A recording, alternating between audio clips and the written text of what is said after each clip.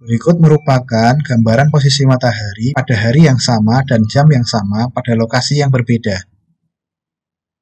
Pada gambar terlihat 5 lokasi yang berbeda, yaitu warna biru pada lokasi Oslo, kemudian warna hijau pada Roma, warna oranye pada Bilma, merah Kinshasa, dan biru muda pada Cape Town. Dari gambar ini kita bisa memberikan kesimpulan bahwa posisi matahari berbeda-beda setiap daerahnya. Dapat kita lihat pada gambar di atas merupakan posisi matahari pada tanggal 21 Juni pada pukul 12 siang. Sedangkan pada gambar di bawah merupakan posisi matahari pada tanggal 21 Desember pada pukul 12 siang. Berikut merupakan penjelasan iklim di Indonesia. Indonesia termasuk daerah tropis. Berdasarkan pembagian iklim utama dapat dibedakan dalam 2 macam iklim, yaitu tropika basah dan tropika kering. Indonesia termasuk dalam iklim tropika basah dan terletak pada 15 derajat lintang utara sampai dengan 15 derajat lintang selatan serta ditandai oleh kelembapan udara yang tinggi, yaitu berada sering di atas 90%. Pada kelembapan tinggi, temperatur udara selalu hampir sama sepanjang tahun. Berikutnya, curah hujan tahunan yang sangat tinggi, yaitu lebih dari 1.500 mm. Temperatur rata-rata tahunan lebih besar dari 18 derajat Celcius, biasanya 23 derajat Celcius. Namun, bisa mencapai 38 derajat Celcius pada musim panas. Secara umum, iklim dalam wilayah negara Indonesia dapat digolongkan dalam 3 daerah sebagai berikut. Yang pertama, daerah hutan hujan Katulistiwa, yaitu meliputi wilayah Pulau Sumatera, Jawa Barat dan Jawa Tengah, Kalimantan, Sulawesi, Kepulauan Maluku, dan Irian Jaya. Berikutnya daerah pegunungan, yaitu meliputi wilayah sepanjang pegunungan Bukit Barisan di tengah Pulau Sumatera, pegunungan di tengah Pulau Kalimantan, dan pegunungan Irian Jaya. Berikutnya daerah musim dan savana lembab, meliputi wilayah Provinsi Jawa Timur, Pulau Bali dan Lombok, Nusa Tenggara Timur, dan Nusa Tenggara Barat. Berikut ini merupakan karakteristik umum pada daerah tropis. Ciri-ciri iklim pada daerah tropika basah yaitu presipitasi dan kelembapan tinggi dengan temperatur yang hampir selalu tinggi. Angin sedikit, radiasi matahari sedang sampai kuat, pertukaran panas kecil karena tingginya kelembapan.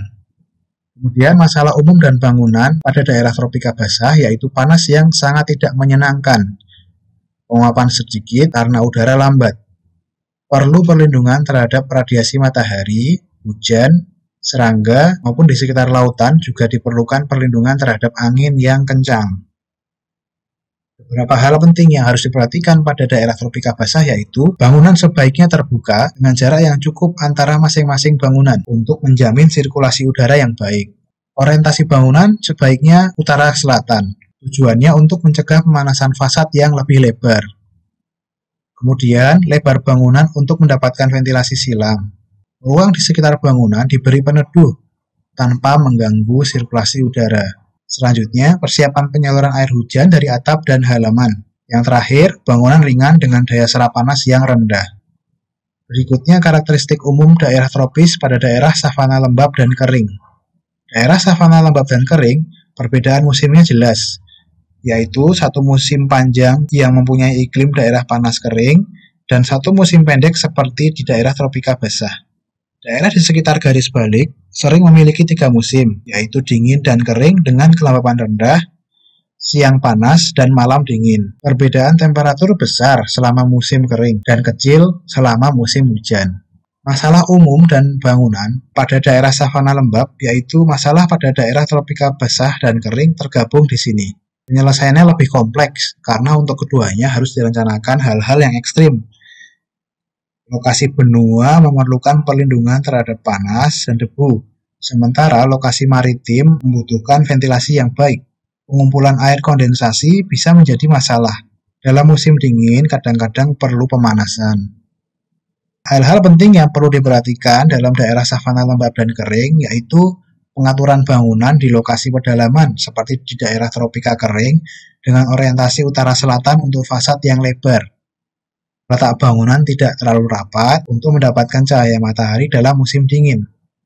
Pemanfaatan gerakan udara alamiah di daerah maritim, ruang terbuka diteduhi pada musim panas dan dilindungi dari angin pada musim dingin.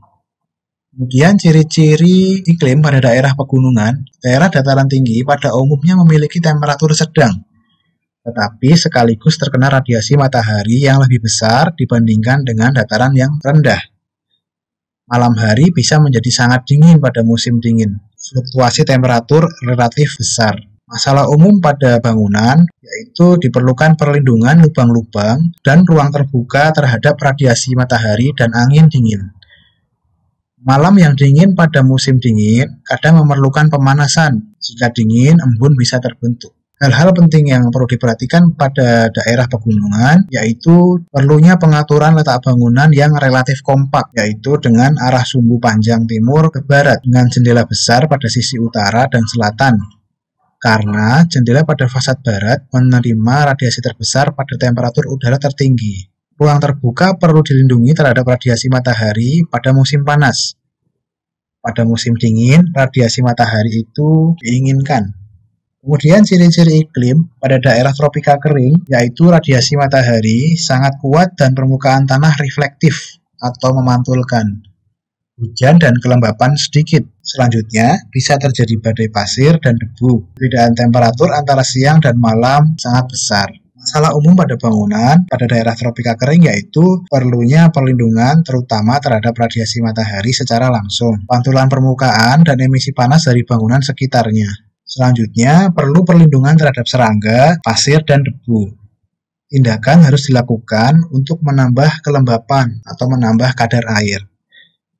Hal-hal penting yang perlu diperhatikan, letak bangunan harus rapat agar sedikit menerima radiasi matahari dan dapat saling mereduksi. Bangunan kompak dengan sedikit lubang, orientasi ke halaman dalam yang teduh.